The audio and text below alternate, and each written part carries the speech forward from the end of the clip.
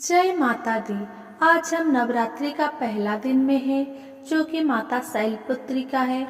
तो आज हम दुर्गा सप्तशती पाठ करेंगे।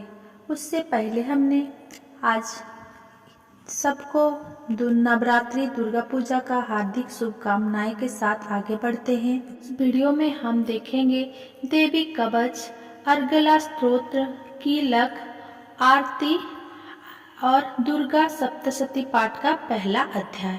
तो चलिए आगे बढ़ते हैं। देवी कवच। ओम इस श्री चंडी कवच के ब्रह्मा ऋषि अनुसुप्त छंद चामुंडा देवता अंडरन्यास में कही गई माताएं बीज दिग्दंध देवता तत्व है। श्री जगदम्बा की प्रतीक लिए सप्तशती के पाठन भूत जप में इसका विनियोग किया जाता है। ओम चंडिका देवी को नमस्कार है। मार्कंडेय जी ने कहा, पितामह जो इस संसार में परम गोपनीय तथा मनुष्य की सब प्रकार से रक्षा करने वाला है और जो अब तक अपने दूसरे किसी के सामने प्रकट नहीं किया हो, ऐसा कोई साधन मुझे बताइए।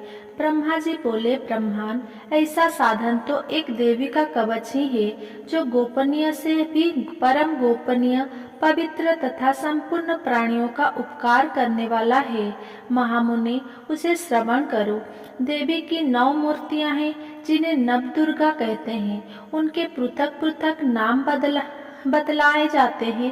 प्रथम नाम शैलपुत्री है, दूसरी मूर्ति का नाम ब्रह्मचारिणी है, तीसरा स्वरूप चंद्रघंटा के नाम से प्रसिद्ध है, चौथी मूर्ति को कुष्मांडा कहते हैं, पांचवी दुर्गा का नाम स्कंद माता है, देवी के छठे रूप को कात्यायनी कहते हैं, सातवां कालरात्रि और आठवां स्वरूप महागौरी के नाम से प्रसिद्ध है, नवीं दुर्गा का नाम सिद्धिदात्री है।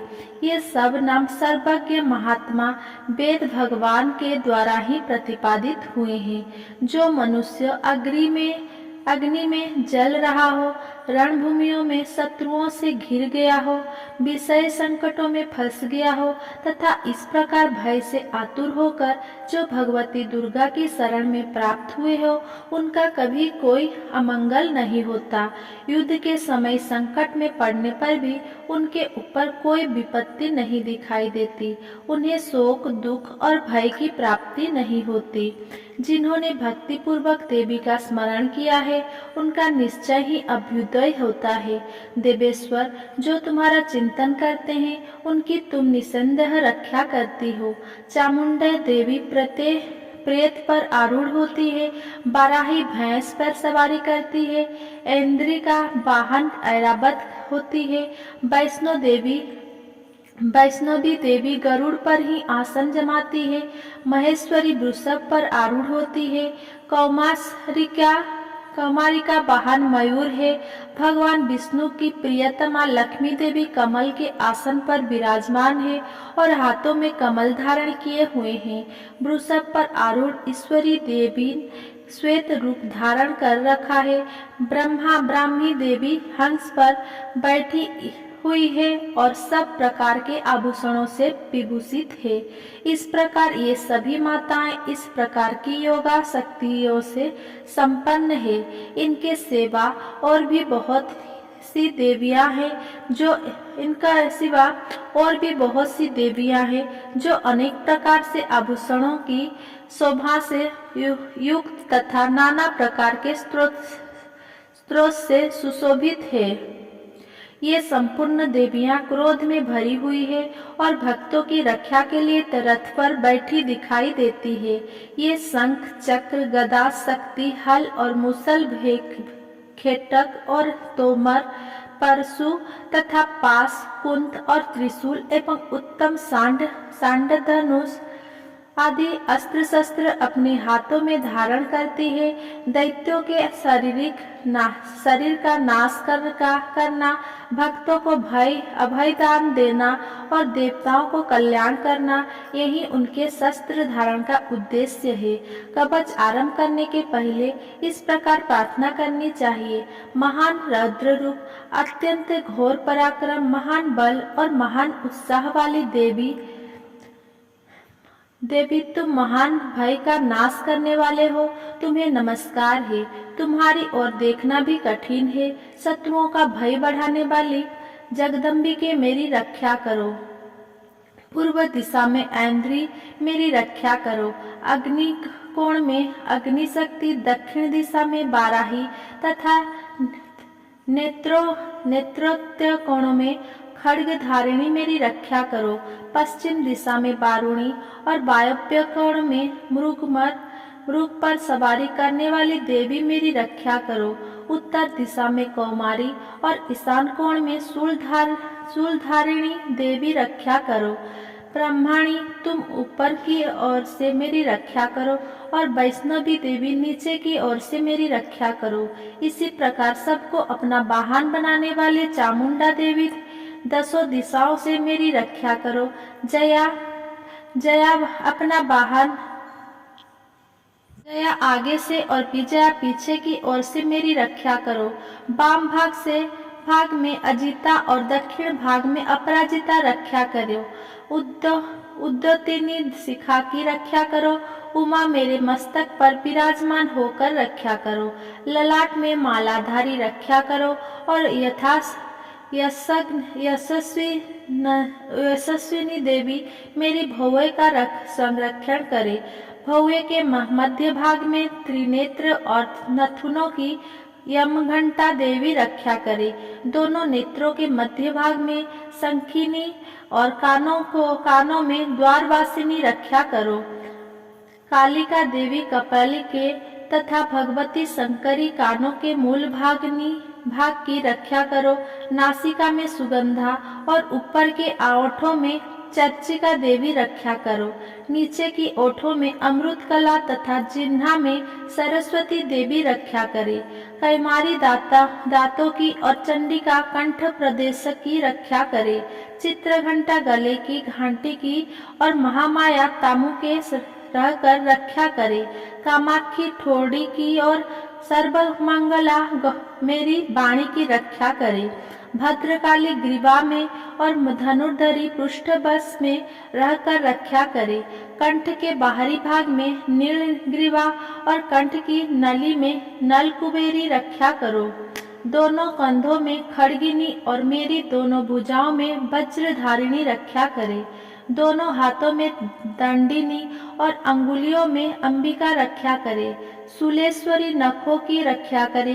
कुलेश्वरी कुक्षी में रहकर रक्षा करे। महादेवी दोनों स्तनों की और शोक विनाशिनी देवी मन की रक्षा करे। ललिता देवी हृदय में और शूलधारिणी उदर में रहकर रक्षा करे। नाभि में कामिनी और गृहाभाग की गृहस्वरी रक्षा करे। पूतना और कामिका लिंड की और महिषवाहिनी गुदा की रक्षा करे। भगवती कटी भाग में और विंध्यवासिनी घुटनों की रक्षा करे। संपूर्ण कामनाओं को देने वाली महाबला देवी दोनों पिंडलियों की रक्षा करे।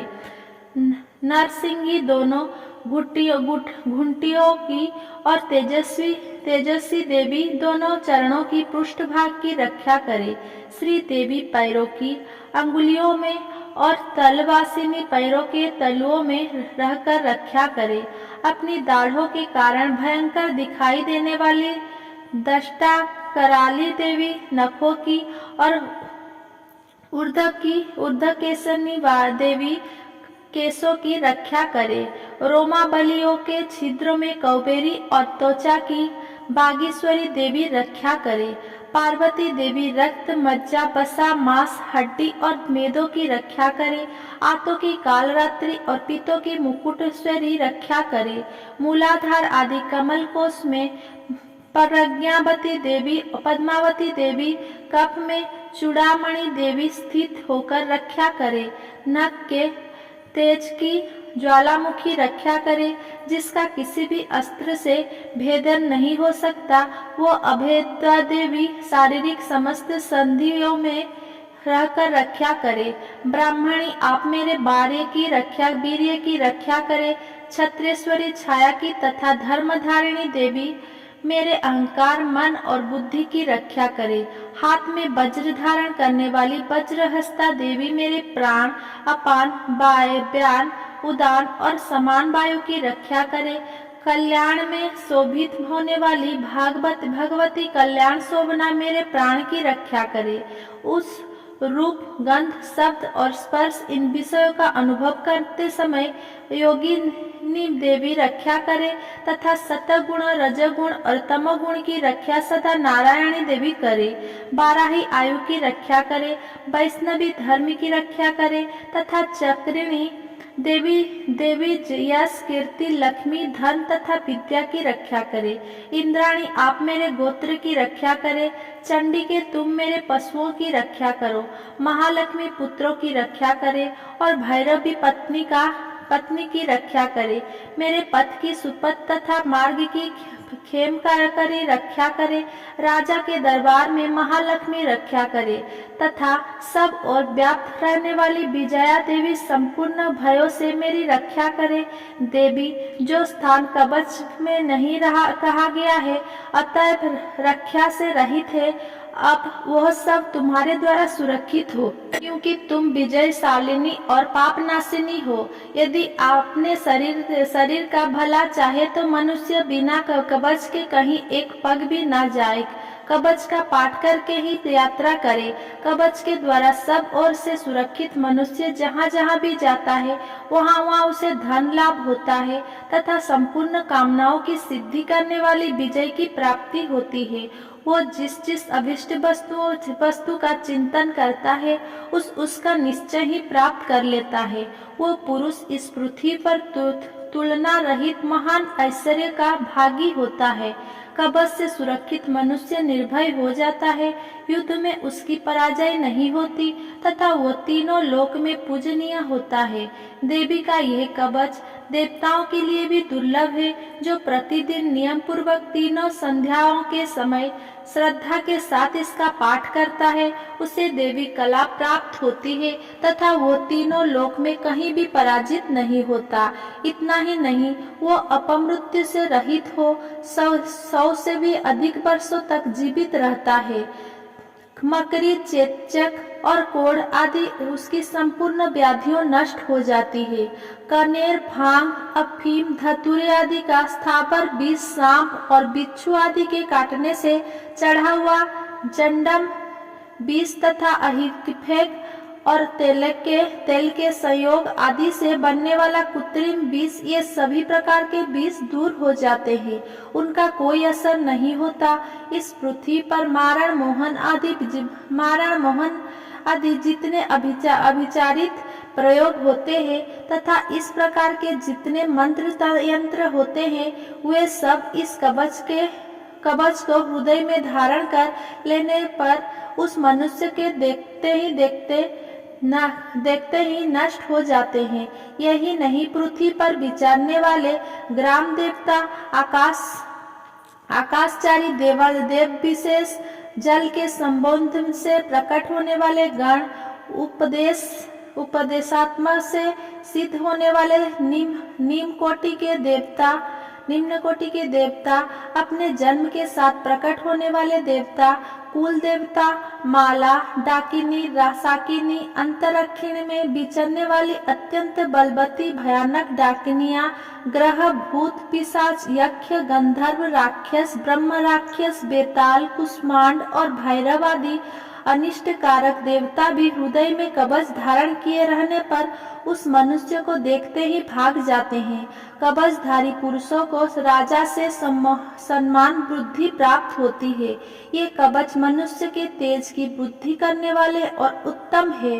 कवच का पाठ करने वाला पुरुष अपनी कीर्ति से विभूषित भूतल पर अपने सुयोषक के साथ साथ बुद्धि को प्राप्त होता है।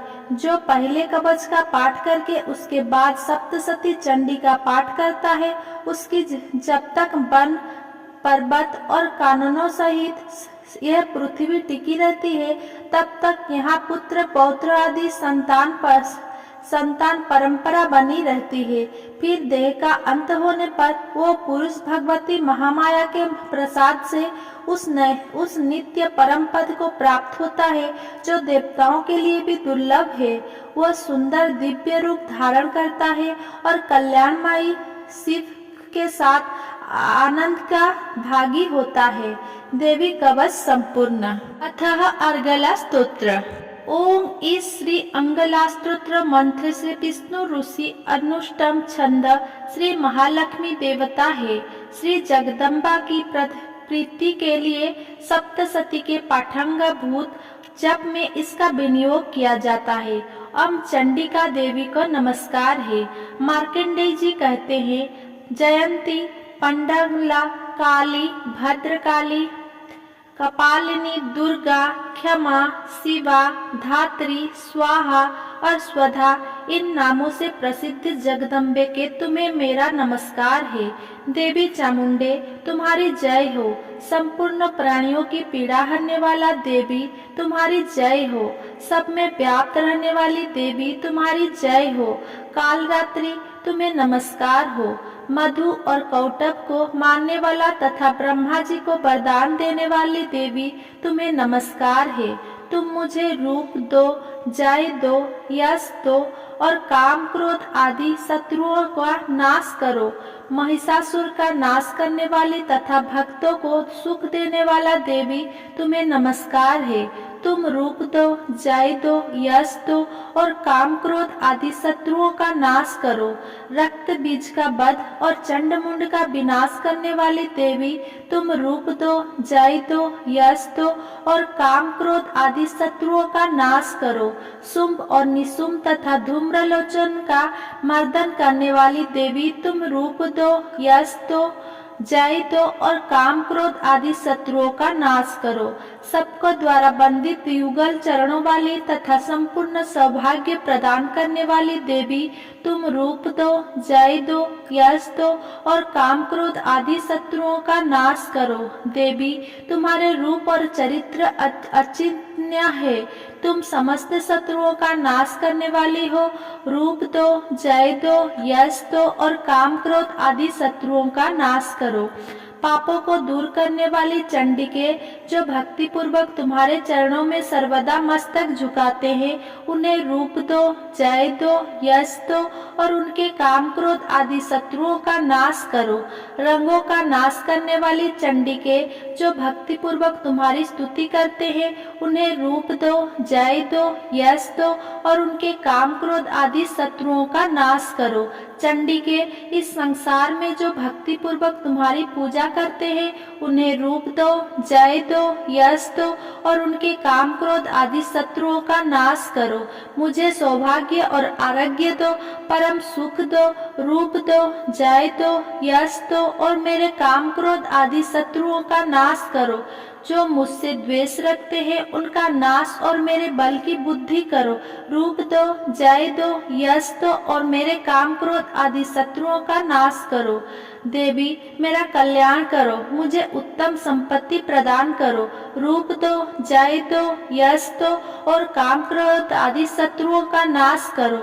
अंबिके, देवता और असुर दोनों ही अपने माथे के मुकुट की मणियों को तुम्हारी चरणों पर घिसते रहते हैं। तुम रूप दो, जय दो, यश दो और काम क्रोध आदि शत्रुओं का नाश करो।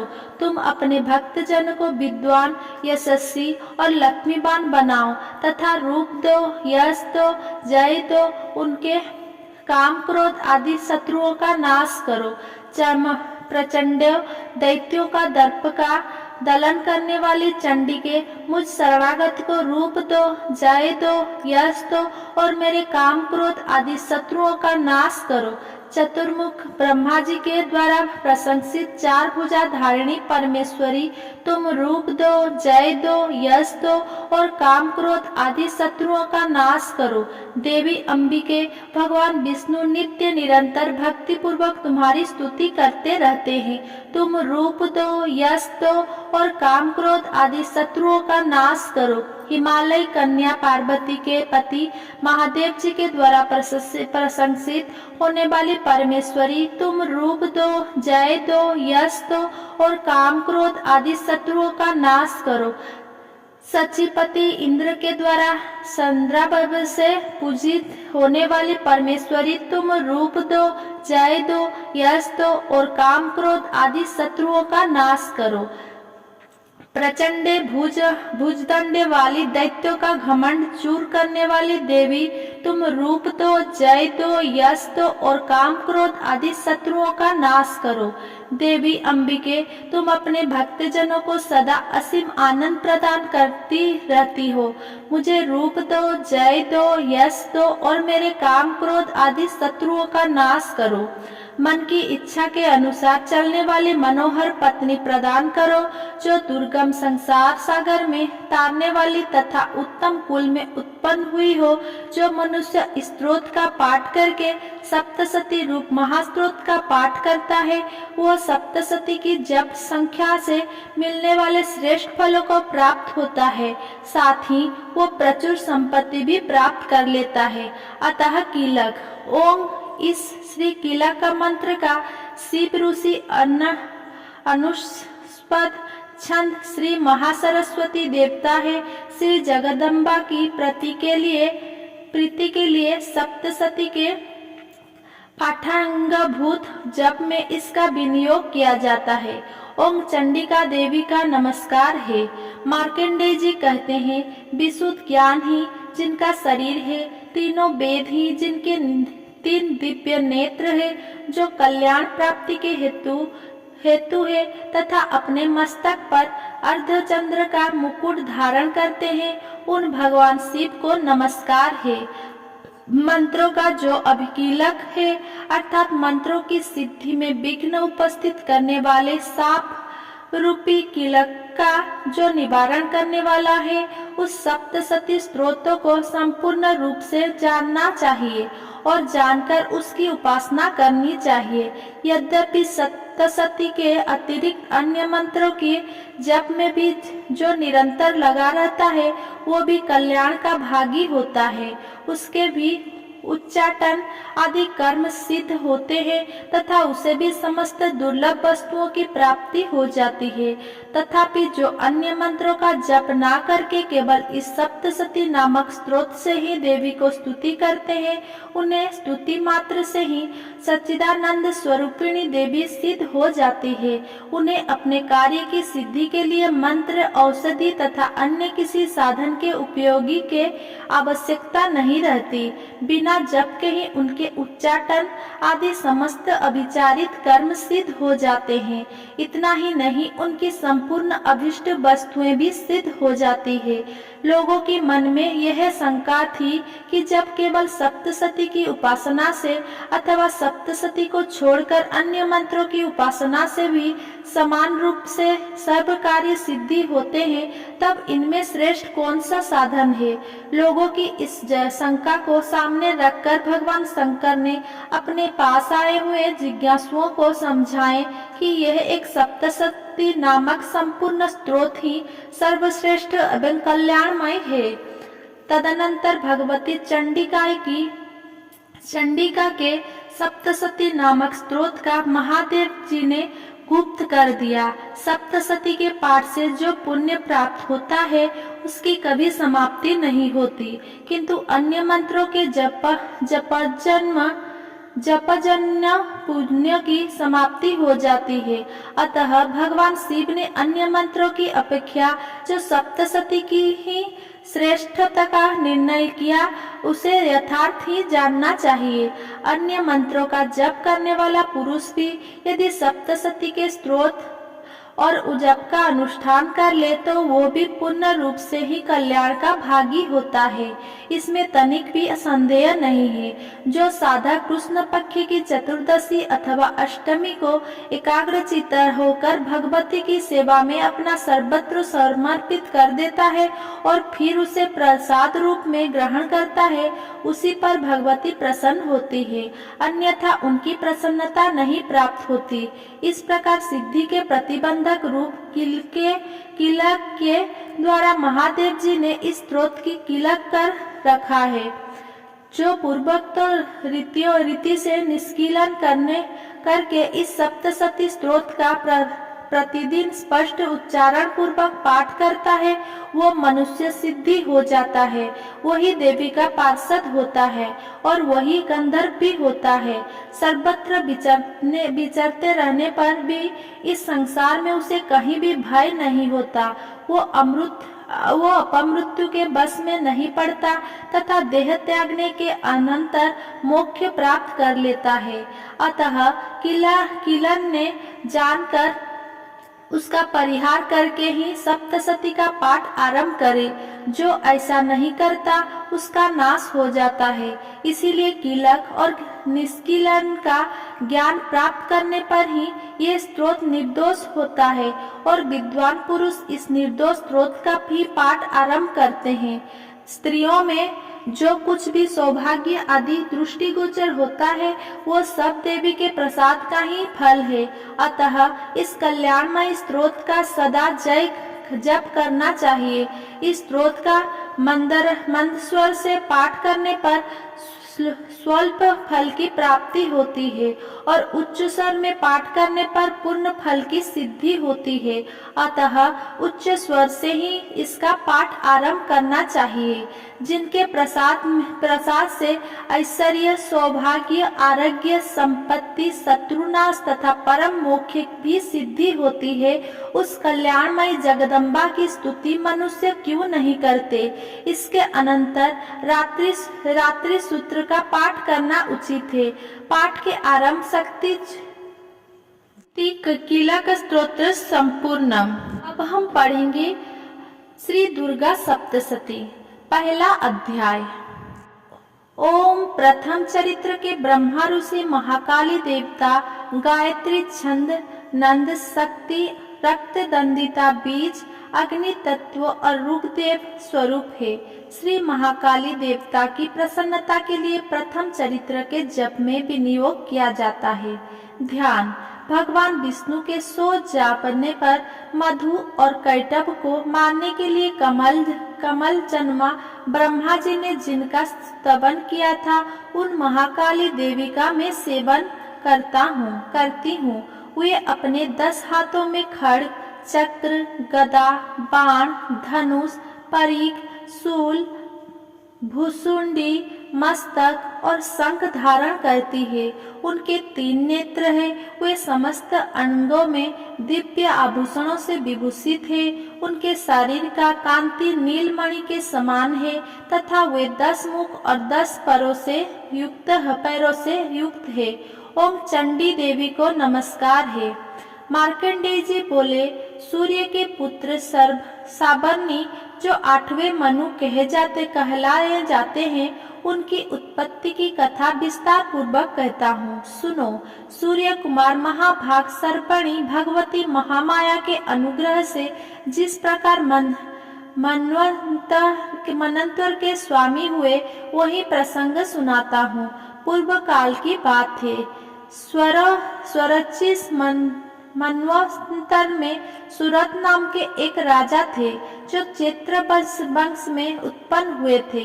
उनका समस्त भूमंडल पर अधिकार था। वे प्रजा का अपने औरस पुत्र की भांति धर्म पूर्वक पालन करते थे। तो भी उस समय कोला विध्वंसी नाम के क्षत्रिय उनके शत्रु हो गए।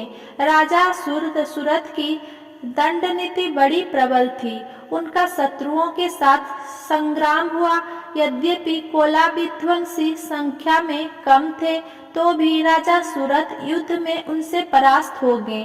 तब वे युद्ध भूमि से अपने नगर को लौट आए और केवल अपने देश के राजा होकर रहने लगे।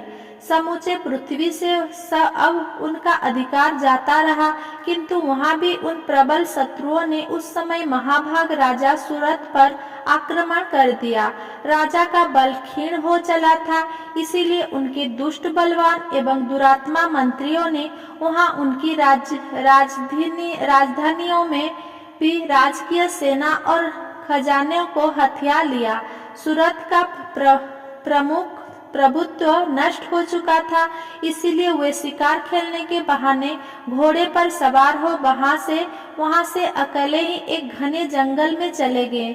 वहां उन्होंने विप्रवर मेघा मुनि का आश्रम देखा, जहां कितने ही हिंसक जीव अपने स्वाभाविक हिंसावृत्ति छोड़कर परम शांत भाव से रहते थे। मुनि के बहुत से शिष्य उस वन की शोभा बढ़ा रहे थे। वहां जाने पर मुनि ने उनका सत्कार किया और वे उन मुनि श्रेष्ठों के आश्रम पर इधर उधर विचरते हुए कुछ काल तक रहे। फिर ममता से आकृष्ट चित होकर वहां इस प्रकार चिंता करने लगे, पूर्व काल में मेरे पूर्वजों ने जिसका पालन किया था वही नगरी आज मुझसे रहित है। पता नहीं मेरे दुराचारी भृत्यगण उसकी धर्म पूर्वक रक्षा करते हैं या नहीं।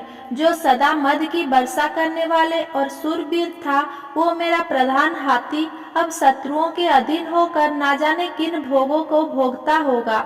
जो लोग मेरी कृपा, धन और भोजन पाने से सदा मेरे पीछे पीछे चलते थे, वे निश्चय ही अब दूसरे राजाओं का अनुसरण करते होंगे। उन अपव्ययी लोगों के द्वारा सदा खर्च होते रहने का कारण अत्यंत कष्ट से जमा किया हुआ मेरा वो खजाना खाली हो जाएगा।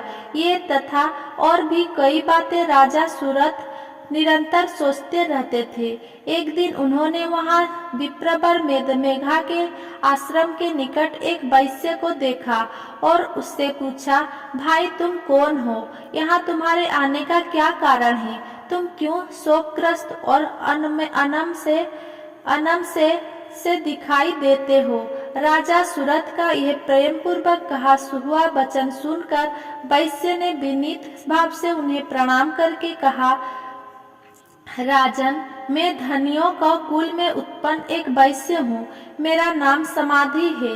मेरे दुष्ट स्त्री पुत्रों ने धन के लोभ से मुझे घर से बाहर निकाल दिया है। मैं इस समय धन, स्त्री और पुत्रों से वंचित हूँ। मेरे विश्वसनीय बंधुओं ने मेरा ही धन लेकर मुझे दूर कर दिया है, इसीलिए दुखी होकर मैं वन में चला आया हूँ। यहाँ रहकर मैं इस बातों को नहीं जानता कि मेरे पुत्रों की, स्त्री की और स्वजनों की कुशल है या नहीं। इस समय घर में वे कुशल से रहते हैं अथवा उन्हें कोई कष्ट है। वे मेरे पुत्र कैसे हैं? क्या वे सदाचारी हैं अथवा दुराचारी हो गए हैं? राजा ने पूछा, जिन लोभी स्त्री, पुत्र आदि ने धन के कारण तुम्हें घर से निकाल दिया, उनके प्रति तुम्हारे चित्त में इतना स्नेह का बंधन क्यों है? वैश्य बोला, आप मेरे विषय में जैसे बात कहते हैं वो सब ठीक है, किंतु क्या करूं? मेरा मन निष्ठुरता नहीं धारण करता।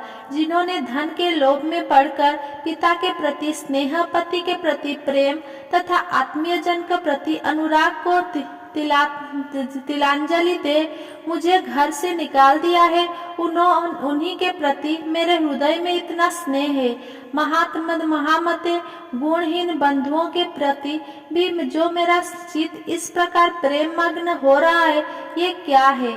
इस बातों को मैं जानकर भी नहीं जान पाता। उनके लिए मैं लंबी सांसें ले रहा हूँ और मेरा हृदय अत्यंत दुखित हो रहा है। उन लोगों में प्रेम का सर्वथा अभाव है, तो भी उनके प्रति जो मेरा मन निष्ठुर नहीं हो पाता, इसके लिए क्या करूं? मार्कंडेय जी कहते हैं, ब्रह्मन तदनंतर राजाओं में श्रेष्ठ सूरत और वह समाधि नामक वैश्य दोनों साथ साथ मेघा मुनि के सेवा में उपस्थित हुए और उनके साथ यथा योग्य न्यायानुकूल विनयपूर्ण तरह बर्ताव करके बैठे। तत्पश्चात वैश्य और राजा ने कुछ वार्तालाप आरंभ किया। राजा ने कहा, भगवान, मैं आपसे एक बात पूछना चाहता हूँ, उसे बताइए। मेरा चित्त अपने अधीन ना होने के कारण वो बात मेरे मन को बहुत दुख देती है जो राज्य मेरे हाथ से चला गया है, उसमें और उसके संपूर्ण अंगों में मेरी ममता बनी हुई है।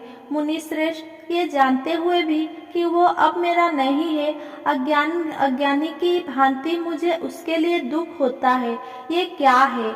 इधर ये वैश्य भी घर से अपमानित होकर आया है, इसके पुत्र, स्त्री और भृत्यों ने इसे छोड़ दिया है, स्वजनों ने भी इसका परित्याग कर दिया है, तो भी यह उसके प्रति अत्यंत हार्दिक स्नेह रखता है। इस प्रकार यह तथा मैं दोनों ही बहुत दुखी, जिसमें प्रत्यक्ष दोष देखा गया है, उस विषय के लिए भी हमारे मन में ममता जनित आकर्षित पैदा हो रहा है। महाभाग, हम दोनों समझदार हैं, तो भी हम में जो मोह पैदा हुआ है, ये क्या है? विवेक शून्य पुरुष की भांति मुझ में और इसमें भी यह मूढ़ता प्रत्यक्ष दिखाई देती है। ऋषि बोले, महाभाग, विषय मार्ग का ज्ञान सब जीवों को है, इसी प्रकार विषय भी सबके लिए अलग अलग है। कुछ प्राणी दिन में नहीं देखते और दूसरे रात में ही नहीं देखते, तथा कुछ जीव ऐसे हैं जो दिन और रात्रि में भी बराबर ही देखते हैं।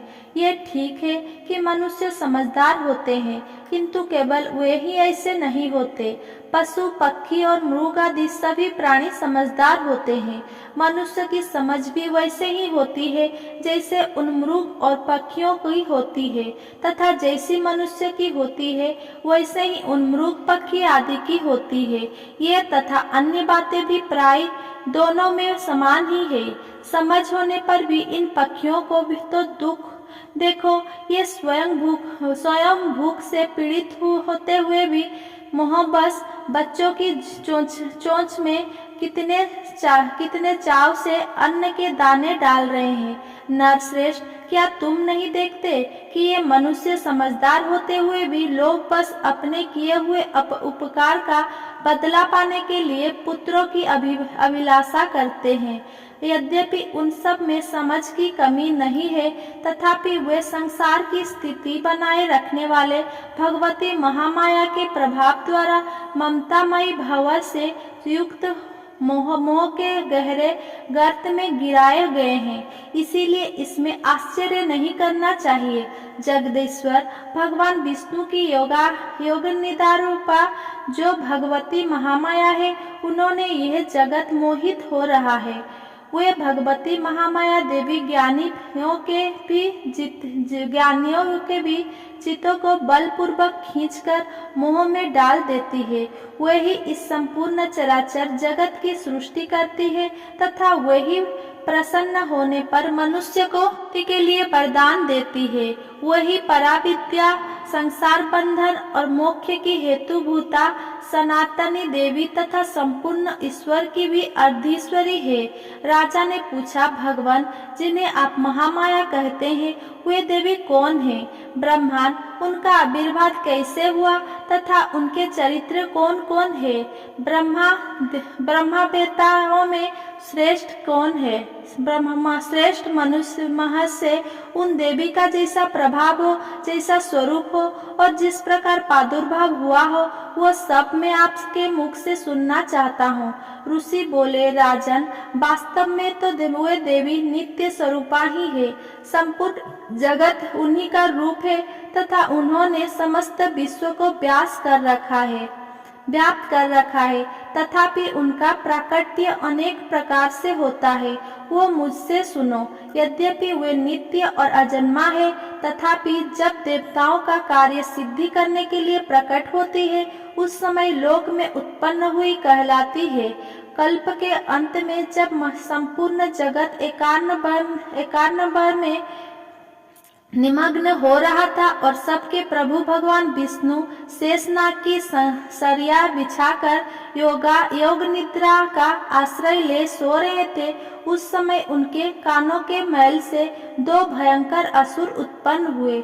जो मधु और कैटभ के नाम से विख्यात थे, वे दोनों ब्रह्मा जी का वध करने को तैयार हो गए।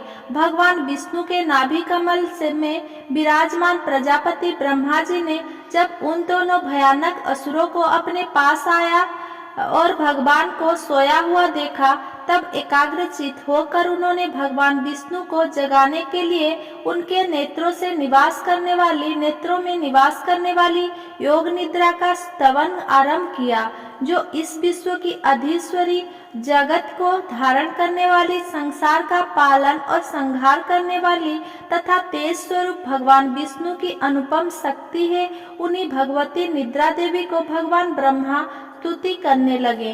ब्रह्मा जी ने कहा, देवी तुम्हें स्वाहा, तुम्ही स्वधा और तुम्ही बसटकार हो। स्वर भी तुम्हारी ही स्वरूप है, तुम्ही जीवन दायिनी सुधा हो। नित्य अक्षर प्रणव में ओकार, उकार, मकार इन तीनों मात्राओं के रूप में तुम्ही स्थित हो तथा इन तीनों मात्राओं के अतिरिक्त जो बिंदु रूपा नित्य अर्धमात्रा है, जिसका विशेष रूप से उच्चारण नहीं किया जा सकता, वो भी तुम्ही हो। देवी तुम्ही स्वधा, सावित्री तथा परम जननी हो। देवी तुम्ही इस विश्व ब्रह्मांड को धारण करती हो, तुमसे ही इन जगत की सृष्टि होती है, तुम्ही से इसका पालन होता है और सदा तुम्ही कल्प के अंत में सबको अपना ग्रास बना लेती हो। जगन्मयी देवी, इस जगत की उत्पत्ति के समय तुम सृष्टि रूपा हो, पालन काल में स्थिति रूपा हो तथा कल्पांत के समय संहार रूप में धारण करने वाली हो। तुम्ही महाविद्या, महामाया, महामेधा, महास्तुस्मृति, महामोह रूपा महादेवी और महासुरी हो। तुम ही तीनों गुणों को उत्पन्न करने वाला सबकी प्रकृति हो। भयंकर कालरात्रि, महारात्रि और मोहरात्रि भी तुम ही हो। तुम ही श्री, तुम ही ईश्वरी, तुम ही हिंग और तुम ही बोध स्वरूपा बुद्धि हो। लज्जा, पुष्टि, तुष्टि, शांति और क्षमा भी तुम ही हो। तुम खड्ग धारिणी, शूल धारिणी, घोर रूपा तथा गदा, चक्र, शंख और धनुष धारण करने वाली हो। बाण, भुसुंडी और परिध ये भी तुम्हारे अस्त्र है। तुम सौम्य और सौम्यतर हो। इतना ही नहीं, जितने भी सौम्य एवं सुंदर पदार्थ है, उन सब की अपेक्षा तुम अत्यधिक सुंदरी हो। पर सबके पर रहने वाली परमेश्वरी तुम ही हो। सर्व स्वरूपा देवी, कहीं भी सत असत रूप जो कुछ वस्तुएं हैं और उन सब की जो शक्ति है, वो तुम ही हो। ऐसी अवस्था में तुम्हारी स्तुति क्या हो सकती है? जो इस जगत की सृष्टि, पालन और संहार करते हैं, उन भगवान को भी सब तुमने निद्रा के अधीन कर लिया है। तब तुम्हारे स्तुति करने में यहाँ कौन समर्थ हो सकता है? मुझको, भगवान शंकर को तथा भगवान विष्णु को भी तुमने ही शरीर धारण कराया है, अतः तुम्हारी स्तुति करने की शक्ति किसमें है? देवी, तुम तो अपने इन उदार प्रभावों से ही प्रशंसित हो। ये जो दोनों दुर्धर्ष असुर मधु और कैटभ है, इनका मोह में डाल दो और जगदीश्वर भगवान विष्णु को शीघ्र ही जगा दो। साथ ही इनके भीतर इन दोनों महान असुरों को मार डालने की बुद्धि उत्पन्न कर दो। ऋषि कहते हैं, जब ब्रह्मा जी ने वहाँ मधु और कैटभ को मारने के उद्देश्य से भगवान विष्णु को जगाने के लिए तमोगुण की अधिष्ठात्री देवी योगानिद्रा को इस प्रकार स्तुति की, तब वे भगवान के नेत्र, मुख, नासिका, बाहु, हृदय और वक्षस्थल में से निकलकर अव्यक्त जन्मा ब्रह्मा जी की दृष्टि के समक्ष खड़ी हो गई। योग निद्रा से मुक्त होने पर जगत के स्वामी भगवान जनार्दन उस एकानव के जल में शेषनाग की सरिया में से जाग उठे। फिर उन्होंने उन दोनों असुरों को देखा। वे दुरात्मा मधु और कैटभ अत्यंत बलवान तथा पराक्रमी थे और क्रोध से लाल आंखें किए ब्रह्मा जी को खा जाने के लिए उद्योग कर रहे थे। तब भगवान श्रीहरि ने उठकर उन दोनों को साथ 5000 वर्ष तक केवल बाहुयुद्ध किया। वे दोनों भी अत्यंत बल के कारण उन्मत्त हो रहे थे। इधर महामाया ने भी उन्हें मोह में डाल रखा था। इसीलिए वे भगवान विष्णु से कहने लगे, हम तुम्हारी वीरता से संतुष्ट हैं, तुम हम लोग से कोई वर मांगो। श्री भगवान बोले, यदि तुम दोनों मुझ पर प्रसन्न हो तो अब मेरे हाथ से मारे जाओ। बस इतना सा ही मैंने वर मांगा है, यहाँ दूसरे किसी वर से क्या लेना है। ऋषि कहते हैं, इस प्रकार धोखे में आ जाने पर जब उन्होंने संपूर्ण जगत में जल ही जल देखा, तब कमल नयन भगवान से कहा, जहाँ पृथ्वी जल में डूबी हुई ना हो, जहाँ सूखा स्थान हो, वहीं हमारा वध करो। ऋषि कहते हैं, तब तथास्तु कहकर शंख चक्र और गदा धारण करने वाले भगवान ने इन दोनों के मस्तक अपनी जांघ पर रखकर चक्र से काट डाले। इस प्रकार ये देवी महामाया ब्रह्मा जी की स्तुति करने पर स्वयं प्रकट हुई थी। अब पुनः तुमसे उनके प्रभाव का वर्णन करता हूँ, सुनो। से ही सप्तशती पाठ का पहला अध्याय समाप्त हुआ। अब हम दुर्गा जी का आरती करेंगे। जय अम्बे गौरी मैया, जय श्यामा गौरी, तुमको निस दिन ध्यावत हरि ब्रह्मा शिवरी। ओम जय अम्बे गौरी, मांग सिंदूर विराजत, टीको मृदमग को, उज्जल से दो नयना चंद्र बदननी को। ओम जय अम्बे गौरी, कनक समान कलेबर रक्तांबर राजे, रक्त पुष्प गलमाला कंठन पर साजे। ओम जय अम्बे गौरी, के हरि वाहन राजत, खड़ग खपर धारी, सुर नर मुनि जन सेवत, तीन के दुख हारी। ओम जय अम्बे गौरी, कानन कुंडल शोभित, नासाग्रे मोती, कोटिक चंद्र दिवाकर राजत समज्योति। शुंभ निशुंभ विदारे महिषासुर घाती, धूम्र विलोचन नयना निशिदिन मदमाती। ओम जय अम्बे गौरी, चंद मुंड संघारे, शोणित बीज हरे, मधु कैटभ दौ मारे, सुर भयहीन करे। ब्रह्माणी रुद्राणी मय तुम कमला रानी, आगम निगम बखानी, तुम शिव पटरानी।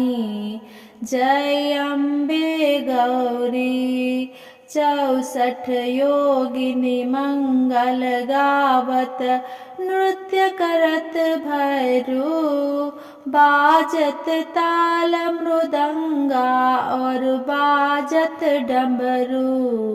ओम जय अम्बे गौरी, तुम ही जग की माता, तुम ही हो भरता, भक्तन की दुख हरता, सुख संपत्ति करता। भुजाचार अति शोभित, बर मुद्राधारी, मन वांछित फल पावत, सेवत नर नारी। कंचन थाल विराजत, अगर कपूर बाती, श्रीमाल के तुम्हें राजत, कोटि रतन ज्योति। श्री अम्बे जी की आरती जो कोई नर गावे, कहत शिवानंद स्वामी सुख संपत्ति पावे। जय अम्बे गौरी मैया, जय श्यामा गौरी, तुमको निस दिन ध्यावत हरि ब्रह्मा शिवरी। ओम जय अम्बे गौरी। इति सप्तशती पाठ का प्रथम अध्याय समाप्त। धन्यवाद। अगर मेरे ये वीडियो आपको पसंद आया हो तो मेरा वीडियो को लाइक कमेंट शेयर करें एंड मेरा चैनल को सब्सक्राइब करें। धन्यवाद। आगे का अध्याय पढ़ने के लिए